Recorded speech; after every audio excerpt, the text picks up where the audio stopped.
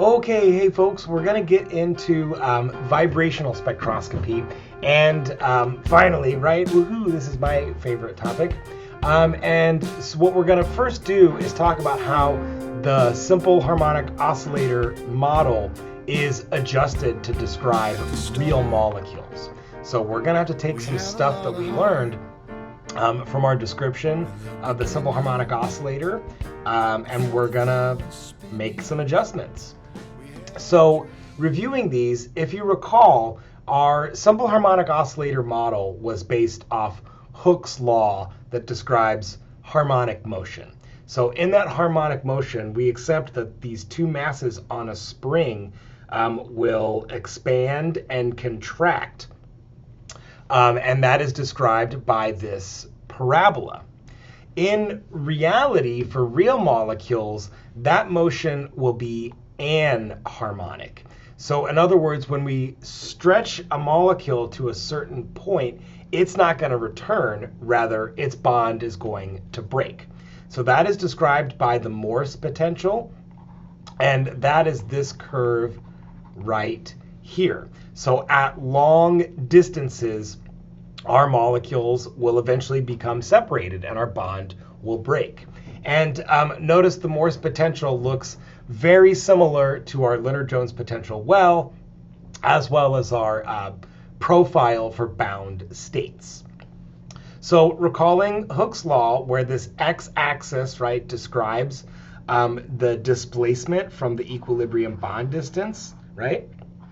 So if we have our bond here, it becomes elongated relative to its equilibrium bond distance. So that might be its equilibrium bond distance. That's how much it is elongated, and thus our value of x represents the displacement.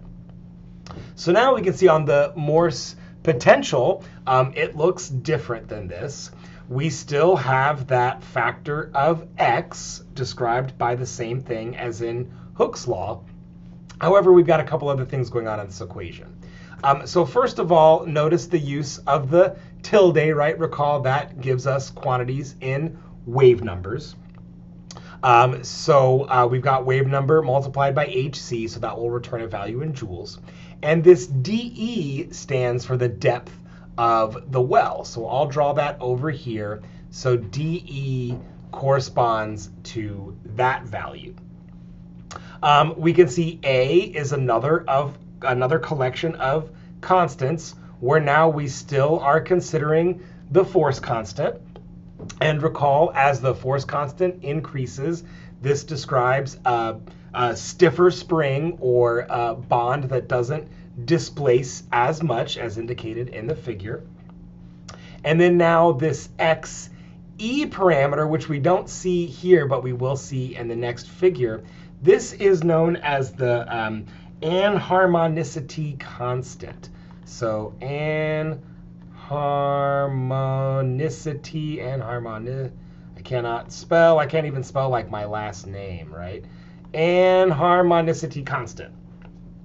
And as you can see, that is a ratio of nu tilde over dE tilde, where nu tilde is our energy solution.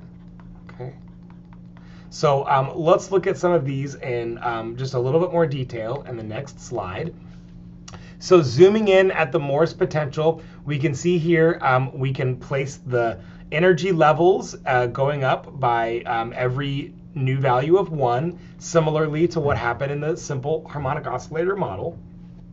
And in the SHO model, right, our energy solution was nu plus 1/2 times h bar omega, where omega is our oscillator frequency, and thus, because we only go up one level at a time, delta E is just given as h bar omega. So this h bar omega value is somewhat equivalent to our nu tilde. This is where our peak appears on the spectrum.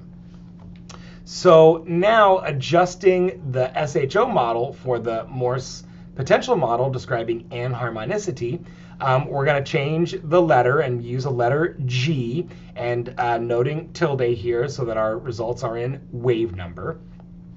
So now here you can see right away nu plus 1/2 times nu tilde, whereas before it was nu plus 1/2 times h bar omega. So again, this h bar omega is our vibrational energy of our molecule. It's where we, or the difference in levels, right? Okay, so let's indicate that over here, right? Nu tilde is given by that value. So, but now we have to include these extra terms describing this anharmonicity. So here's now where we see the anharmonicity constant, Xe, right? The ratio of those two quantities, and also times the vibrational energy solution.